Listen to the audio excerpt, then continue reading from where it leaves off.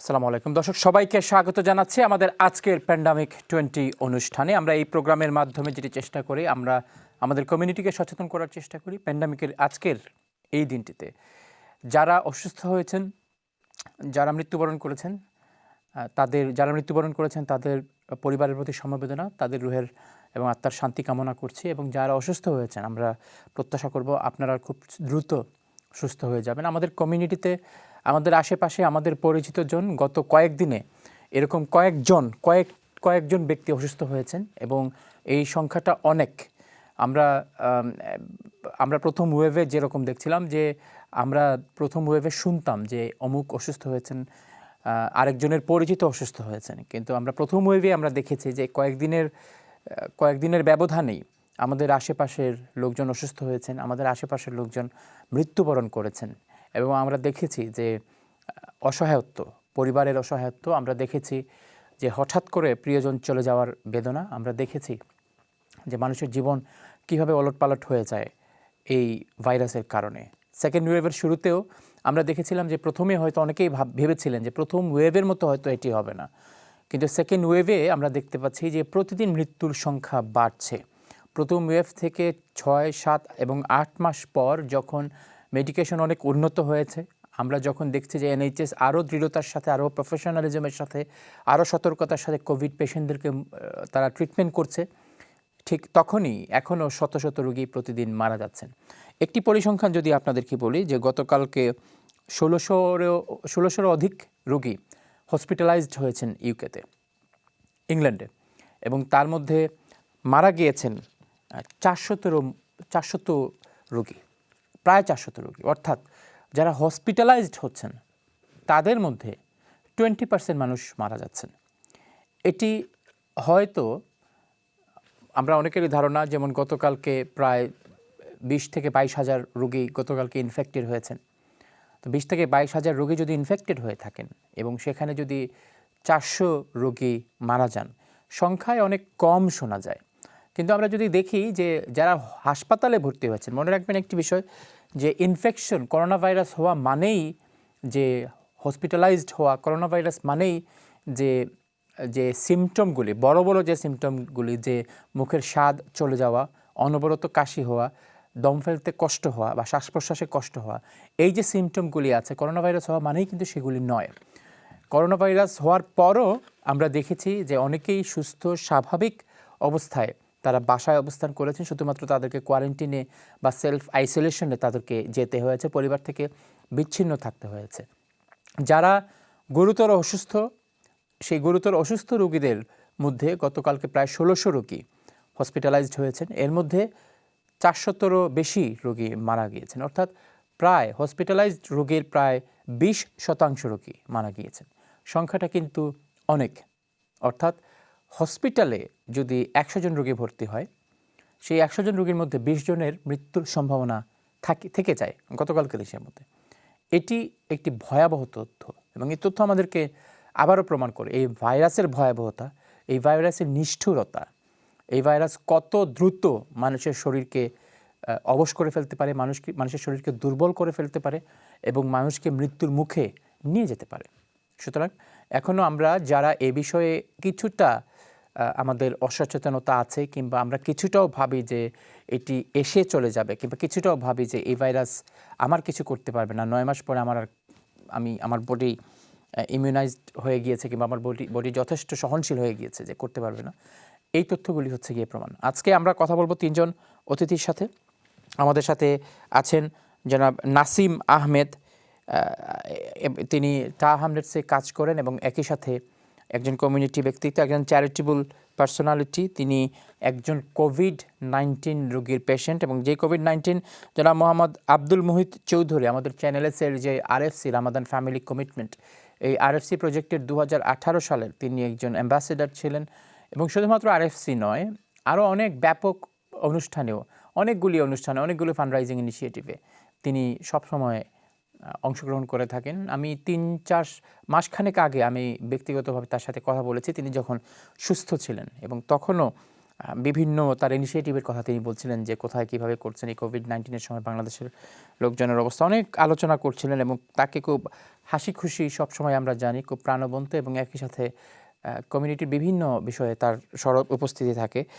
জনাব নাসিম আহমেদ হচ্ছেন জনাব আব্দুল মহিদ চৌধুরীর ভাইরা। আমরা তার সাথে কথা বলবো, কারণ জনাব আব্দুল মহিদ চৌধুরী গত কয়েকদিন ধরে কোভিড-19 আক্রান্ত।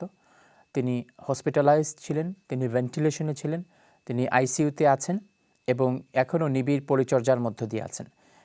কিভাবে তিনি কোভিড-19 আক্রান্ত হলেন, কার মাধ্যমে হলেন, কখন তাকে হসপিটালে নেওয়া হয়েছে, হসপিটালে নেওয়ার পর কোন পর্যায়ে নেওয়া হয়েছে, তখন কী পরিস্থিতি ছিল, সে বিষয়ে কথা বলবো।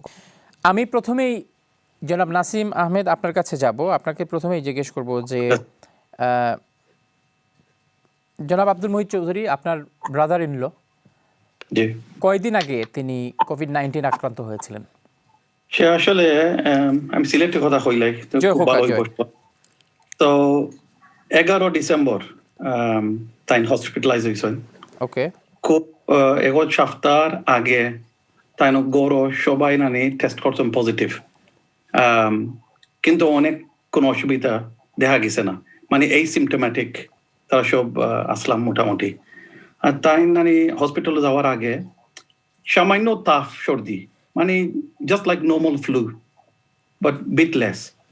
কিন্তু 11 তারিখ আপনার ভোর সকালে আপনার ফজর আগে তাই অনেক কষ্ট শুরু হয়েছে, মানে ব্রিদিং ব্যাপারে অনেক কষ্ট শুরু হয়েছে। বাই মিড ডে যেরকম নানি যা নানি তাকে আপনার আসমার রোগী যেভাবে নানি দেন কিতাব ব্রিদিংটা অনেক কষ্ট হয়, তারা নানি এরকম তাদের অবস্থা শুরু হয়েছে। তার মধ্যে অ্যাম্বুলেন্সটা ফোন করছি সাথে সাথে। আসার পরে তারা দেখে আপনার অক্সিজেন লেভেল কমে আসছে 89% স্যাচুরেশন। আপনি জানেন মানে ইউজুয়ালি একটা সুস্থ লোক তাদের অক্সিজেন থাকে 96, 98 আপ টু 100%। তো উনি নামতে নামতে আসছে একটা 89%-এ। তারা সাথে সাথে নিয়ে গেছে আপনার হসপিটালে, ভর্তি করছে কিং জর্জ একমাত্র হসপিটাল এরিয়ার মাঝে। তারা দেখছেন মানে আপনার একটা বেড খালি আছে। উইদিন 24 আওয়ার্স সে আপনার ভেন্টিলেটারে, মানে খুবই অবস্থা খারাপ। তাদের অক্সিজেন লেভেল নেমে আসছে আপনার 30%-এ। So up to this morning সে ভেন্টিলেটর ছিল। আলহামদুলিল্লাহ, বাই দ্য উইল অফ আল্লাহ সুবহানাহু ওয়া তাআলা সবাই দোয়া করছে, অনেক লোক দোয়া করতেছে উনির জন্য। যে জায়গাতে সে তো আপনি বললেন ফারহাম ভাই, সে স্পেশালি চ্যারিটি কাজে সে একটা পরিচিত মুখ। Everybody knows him very well throughout England and abroad. Alhamdulillah, by Allah's will, this morning he's come completely out of the ventilator, and it's a miracle. গতকাল নানি আপনার কনসালটেন্টে ফোন দিয়েছিলাম around 6 o'clock, আর সে নানি আসলে একটু মানে আমরা প্রিপারেশন দিচ্ছে দেন নেগেটিভ নিউজ।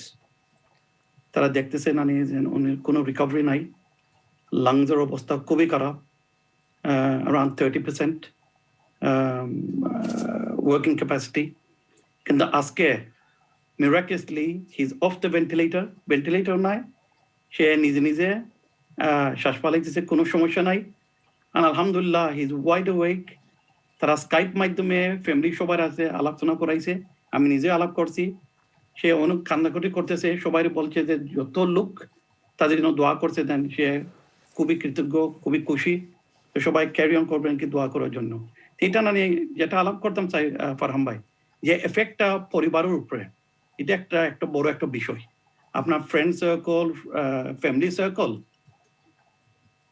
আমরা তো ফার্স্ট লকডাউন তাহলে শুনছি যে অমুক পরিচয় আমাদের কমিউনিটি এরকম হইতেছে সেই, কিন্তু নিজের আত্মীয় স্বজন মাঝে কেউ কিছু হয়নি। আমার নিজের ভাই জাস্ট ফিউ উইকস এগো, আমার ছোট ভাই সেম অবস্থা ছিল just a few weeks ago, 5-6 weeks ago. Alhamdulillah, he's back home as well. যেটা আমি বলতাম চাই নানি, we really need to be careful. আমাদের যে ethnic group, BAME group গুলো, our, should we say, taking precaution, we are not as cautious as other communities. আমাদের একটা লেসন নেওয়া দরকার সবাই, ইনক্লুডিং মাইসেলফ। আমরা যেন মাস্কটা পরা, স্যানিটাইজার করা, গ্লাভস লাগানি যে সময় দরকার, যেন একজন আরেকজন বাসা না যাওয়া, it is অনেক important.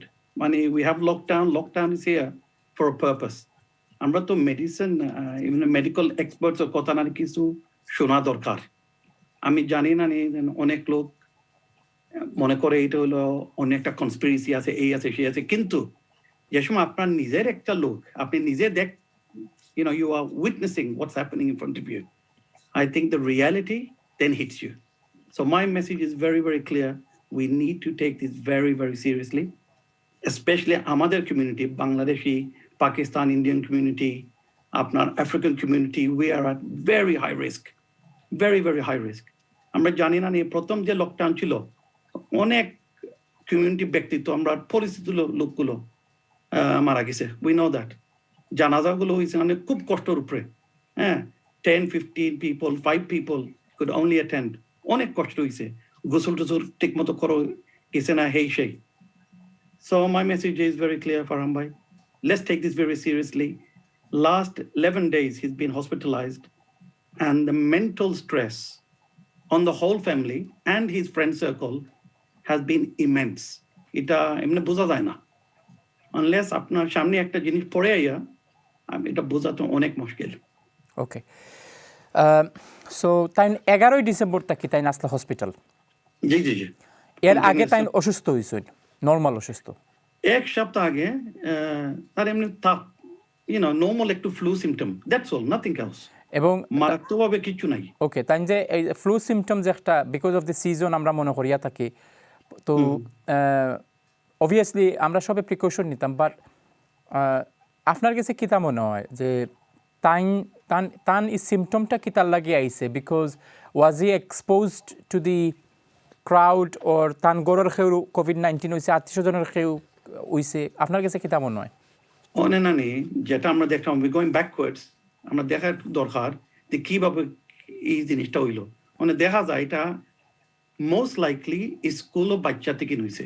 আচ্ছা, তার গরো তো তাই নাতি আছে, নাতিন তার গরো আছেন, বাচ্চান্তরে নানি স্কুল থেকে দেওয়া হয়েছে এক সপ্তাহ আগে সেলফ আইসোলেট করা লাগে। ওকে, এরপর থেকে নানি বাসা সব all adults, everybody became COVID positive. Every single person, 5 people in the household. খালি বাচ্চার কোনো সমস্যা নেই। তো দেখা যায় না school is a big factor. যে জায়গায় বাচ্চা স্কুল স্টিল খোলা, ফার্স্ট লকডাউন স্কুল তো সারা তো বন্ধ করলো, and we welcome that. But second lockdown, schools remain open, and I think the schools are the biggest risk factor at the moment. Right. তো আজকে আপনি তার লগে মাত হইছে মোহিত চৌধুরীর লগে, এবং মোহিত চৌধুরীর লগে মাতর পরে অবভিয়াসলি তাই এখন মাত্রা ভেন্টিলেশন তান খোলা হইছে, and is he still in the ICU or they have shifted him to the other ward? No, he's still in ICU. Shall I say he's very much shocked, he's also very emotional. Right. Hospital has said to us, the consultant said to us, he's going to require a lot of compassion,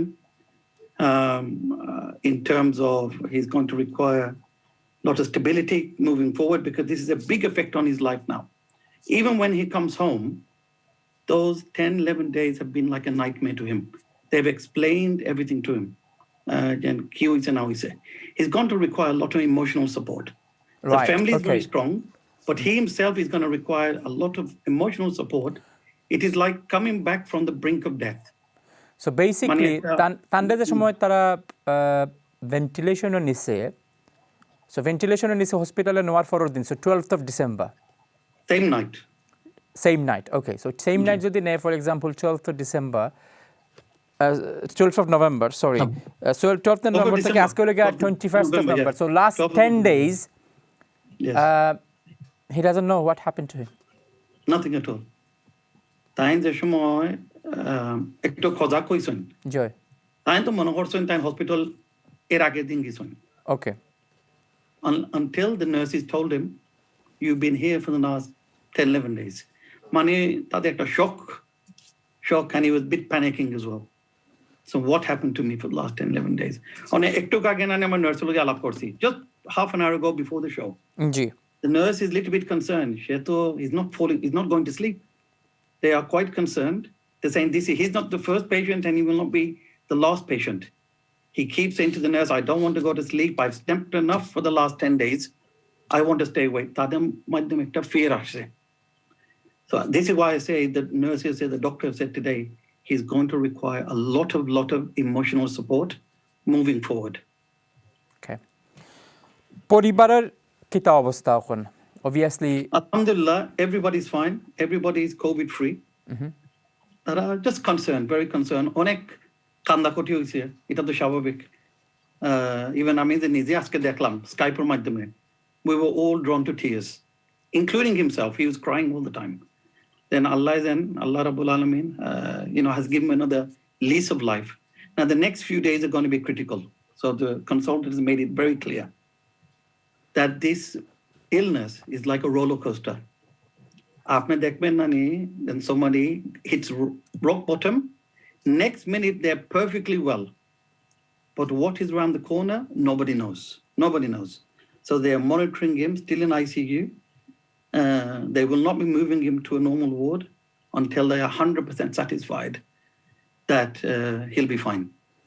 অসংখ্য অসংখ্য ধন্যবাদ জনাব Nasim Ahmed. I am sure আমাদের পরিবারের অনেকেই এইভাবে তাদের পরিবার-পরিজন যারা অসুস্থ, এইভাবে তাদের পরিবারের উপর বিপর্যয় নেমে আসছে এবং এই বিপর্যয় হঠাৎ করে আসছে। আমি আজকে বিকালে এই করবিতে আরেকজন সাবেক কাউন্সিলর করবির ইউসুফ রাজা চৌধুরীর সাথে কথা বলছিলাম, অ্যান্ড আমি 1 মিনিটের বেশি তার সাথে কথা বলতে পারিনি, বিকজ তিনি কন্টিনিউয়াসলি তার যে সিমটমগুলি, কোভিড-19-এর যে সিমটমগুলি, সেগুলি অনেকটা প্রকাশ্য ছিল। এবং আমরা তারও আজকের এই অনুষ্ঠানের পক্ষ থেকে তারও রোগমুক্তি কামনা করছি। যারাই অসুস্থ আছেন তাদের সবার রোগমুক্তি কামনা করছি। বিশেষ করে পরিবারের উপর যে স্ট্রেস এবং যে কষ্ট পেশেন্টের পাশাপাশি, এটি আসলে যাদের পরিবারে এই বিষয়টি ভুক্তভোগী হয়েছেন, যাদের পরিবারে এই ধরনের রোগী আছেন, শুধুমাত্র তারাই এটি অনুভব করবেন। সুতরাং আমাদের যেন সেই অনুভবের কাছাকাছিও যেন যেতে না হয়, সেজন্য আমরা দোয়া করি এবং একই সাথে আমাদেরকে সবাইকে সচেতন হওয়ার সম্ভবত সুযোগ করে দিচ্ছে এই ধরনের ঘটনাগুলি। দর্শক, বিরতির পর সবাইকে স্বাগত জানাচ্ছি আমাদের আজকের Pandemic-20 অনুষ্ঠানে। কথা বলছিলাম ফিনান্সিয়াল চ্যালেঞ্জ নিয়ে, কথা বলছিলাম লকডাউন নিয়ে, কথা বলছিলাম সামনে যে অনিশ্চিত প্রতিবন্ধকতা আসবে অর্থনৈতিকভাবে এই দেশে, সেই অর্থনৈতিক প্রতিবন্ধকতার বিষয়ে আমরা কতটুকু প্রস্তুত সেই বিষয়ে কথা বলছিলাম। কোভিড-19 পেশেন্টের আত্মীয়ের সাথে, যে একজন কোভিড-19 পেশেন্ট যিনি হয়তো হাসপাতালে ভর্তি হয়েছেন, যিনি হয়তো অত্যন্ত কঠিন পরিস্থিতির মধ্যে আছেন, যিনি হয়তো জীবন মৃত্যুর সন্ধিক্ষণে আছেন, যার জন্য আমরা সবাই দোয়া করি। একই সাথে সেই পরিবারের যারা স্ত্রী, কন্যা, সন্তান কিংবা পুত্র সন্তান কিংবা নাতি নাতনি কিংবা আরও যারা আত্মীয় স্বজন আছেন, তাদের যে মানসিক ট্রমার মধ্য দিয়ে যেতে হয়, সেটিও আমাদেরকে বিবেচনায় নিয়ে আসা উচিত। যেটি আমরা নাসিম আহমেদের কাছ থেকে শুনছিলাম, যে তারই brother in law Abdul Muhit Chowdhury, যাকে অনেকেই আমাদের কমিউনিটির অনেকেই তাকে চেনেন, যে একজন চ্যারিটেবল অ্যাক্টিভিস্ট, একজন ব্যবসায়ী, সফল ব্যবসায়ী, যিনি এখন কোভিড-19-এর কারণে হাসপাতালে ভর্তি আছেন এবং আমরা যারা তাকে চিনি সহ সবাই তার জন্য দোয়া করেছেন। এবং হয়তো 11 দিন হসপিটালে থাকার পর, 11 দিন ভেন্টিলেশনে থাকার পর তিনি এখন সবার দোয়ায়, এবং তিনি যুদ্ধ করেছেন কোভিড-19-এর সাথে, যুদ্ধ করে সবার দোয়ায় তিনি আবার ফিরে এসেছেন এবং তিনি এখন সুস্থ হওয়ার পথে। এই ধরনের যারা আছেন আমরা সবার জন্য দোয়া করি, তারা যেন দ্রুত সুস্থ হয়ে ওঠেন, দ্রুত এই মরণব্যাধিকে, এই ডেডলি ভাইরাসকে তারা পরাজিত করে পরিবারের মাঝে ফিরে আসেন, সুস্থ হয়ে ফিরে আসেন। এক স্মল রিসেশন অফ 2008 কাভার করতে 10 থেকে 12 বছর লাগছে, 10 to 12 ইয়ার্স। আর এই ম্যাসিভ রিসেশন অনেকে প্রেডিক্ট করা will go into a deep recession. এই ডিপ রিসেশন মেনটেন করতে হইলে আমি নাসিম ভাইরে জিজ্ঞাসা করবো, নাসিম ভাই, আমরা কত বছর অপেক্ষা করা লাগবো? I don't think আমরা লাইফটাইম আমাদের এটা শেষ হইব। I'm just being honest. যেটা প্রেডিকশনাল দেখা যায়, আপনার যে অ্যানালিস্টস তারা দেখে, তারা তো মনে হয় this is going to be a problem we're going to have for maybe for a full generation. That's my look at it. When you say full generation, is it 20 years, 30 years or 50 years?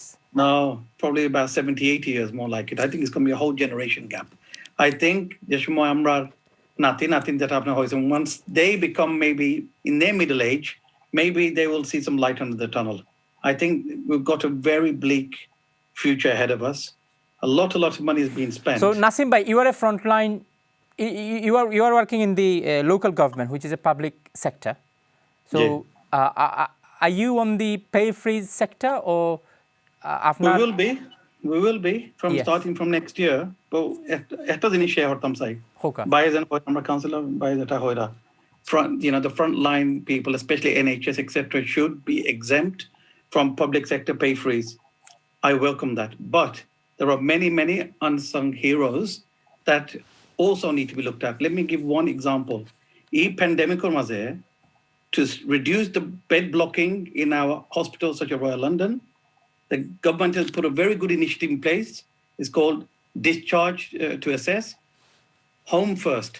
Move people out of the hospital, back in their home, put big packages in place to support. These packages are costing £3,000 to £4,000 a week. But who are the people who are actually delivering the service? And these are our unsung heroes, that are our care workers. Ita nani zururi nani ektu monohora dorkar. Amra care workers outside London, they're getting a measly £8.90, 95 an hour. In London, if you're in London living wage employer, £10.75 an hour. They can barely live on it as it is. So I welcome for them frontline staff, especially NHS. They're doing a fantastic job. They deserve to be rewarded. But let's not forget all the people who work in adult social care, in local authorities, and other services within the local authority, which are frontline, like even people who collect our refuse every single day of the week. They are putting their life at risk. Nobody talks about them. And the care workers, please, let's not forget about our care workers. The area that I work in, we employ, because of the investment and because of what's happening at the moment, thousands and thousands of care workers up and down the country are putting their lives at risk on a daily basis because they want to do their part in helping people who have been discharged from hospital, using effective PPE and getting on with their job. They're not worried about their life at the moment. They're here to help. So we do need to ask this government really what they should have done, in my personal view, and I'm not talking politics here. There should have been an infrastructure in place between all political parties. This is a pandemic and a response should have been required, a cross-party response. There's no time for politics here. All the parties should have been part of one unified platform and decided how we're going to move forward. How is the country going to move forward? How do we beat this pandemic? But what we have is a lot of politics, and we need to move away from the politics because it's a real challenge ahead. When people's jobs go, next year, I think there's going to be a big push, even in all public sectors. I think there's going to be a lot of job losses. A lot of businesses, our two panel members here who run businesses, they themselves may be in that difficult position where they have to let their own staff go. We have to look at the big industry, the big companies. Remember, they're the wealth creators and the job creators. So we can't kill them off. Yeah. The big supermarkets, so on and so forth. We have to understand some of the dynamics. If we, what kind of conflates the whole issue is Brexit as well. And I haven't spoken about Brexit, and nobody has tonight. But this is going to be another challenge for Britain. And come the 1st of January, we're on our own. We don't have support of the EU or the EC anymore. Where does that leave us in terms of the world agenda? Where's all these big deals that we thought we were going to have? It's just getting more and more messy and more worrying. That's my view. Thank you so much, thank you. অসংখ্য ধন্যবাদ নাসিম আহমেদ, অসংখ্য ধন্যবাদ জুলহাস ভাই, জুলহাস হোসেন, অসংখ্য ধন্যবাদ ইউসুফ মিয়া, Northampton থেকে আমাদের সাথে যোগ দিয়েছিলেন। দর্শক দেখছিলেন Pandemic-20 অনুষ্ঠান, কথা বলছিলাম অনেক গুরুত্বপূর্ণ বিষয়, ফিনান্সিয়াল সিচুয়েশন, ভবিষ্যৎ অর্থনীতি কেমন হবে, যেভাবে গভর্নমেন্ট এগুচ্ছে সেখানে যে বিশাল অঙ্কের যে ডেট, সেই ডেটটি গভর্নমেন্ট কীভাবে মোকাবেলা করবে এবং এই ডেট মোকাবেলা করার মতো এক্সপিরিয়েন্স ব্রিটিশ গভর্নমেন্টের আছে কিনা, কীভাবে তারা সেই কার্যক্রমগুলিও পরিচালিত করবে। কথা বলছিলাম ইনফেকশন রেট বাড়া নিয়ে। ইনফেকশন রেট যেভাবে বেড়েছে, সেই বাড়ানোর ফলে, বেড়ে যাওয়ার ফলে আসলে আমাদের কমিউনিটিতে এর যে প্রভাব পড়বে, সেই প্রভাব নিয়ে আমরা কথা বলছিলাম একজন পেশেন্টের আত্মীয়ের সাথে, কিভাবে একজন পেশেন্টের উপর যেভাবে করোনা ভাইরাস আক্রান্ত হয়, একজন পেশেন্টকে যেভাবে আক্রান্ত করে তার পরিবারকেও কিন্তু আক্রান্ত হয়, ইমোশনালি আক্রান্ত হয় সেই পরিবার অনেকটা সাইকোলজিক্যালি ইম্প্যাক্টেড হয় এবং অবশ্যই পরিবারের একজন একজন ব্যক্তি যদি অসুস্থ হয় সেই পরিবারের উপর একটি ঝড় বয়ে যায়। সেই অভিজ্ঞতা আমরা জানছিলাম আমাদের আজকের আরেকজন অতিথির কাছ থেকে। একজন কলার ফোন করে তার অভিজ্ঞতাও শেয়ার করেছেন, কোভিড-19 পেশেন্ট হিসেবে তিনি তার অভিজ্ঞতা শেয়ার করেছেন। স্কুল নিয়ে আমরা অনেক কথা বলছিলাম। যারা এই অনুষ্ঠান দেখছেন, আমরা জানি যে স্কুল নিয়ে অনেকেরই প্রতিক্রিয়া আছে, স্কুল বন্ধ করা নিয়ে অনেকের স্ট্রং মতামত আছে এবং একই সাথে অনেকেই হয়তো ক্যাম্পেইনও করছেন স্কুল বন্ধ করে দেওয়ার জন্য, অন্তত লকডাউনের সময়ের জন্য। এখনও 10-11 দিন আছে লকডাউনের। 2 ডিসেম্বর থেকে আবারও লকডাউন রিভিউ করা হচ্ছে এবং সেখানে টিআর প্রসেসের মধ্যে চলে আসবে ইংল্যান্ড। নিশ্চয়ই যারা ক্যাম্পেইনার কিংবা যারা পলিটিশিয়ান এই বিষয়টিও তারা বিবেচনায় নিয়ে আসবেন এবং গভর্নমেন্টও নিশ্চয়ই পুনর্বিবেচনা করবেন যে আসলে স্কুল খোলা এবং না খোলার মধ্যে যে পার্থক্য, সেই পার্থক্য তারা নিরূপণ করার চেষ্টা করবেন। এই প্রত্যাশায় আজকের মতো এখানে শেষ করছি Pandemic-20। সেই পর্যন্ত সবাই ভালো থাকবেন। আসসালামু আলাইকুম।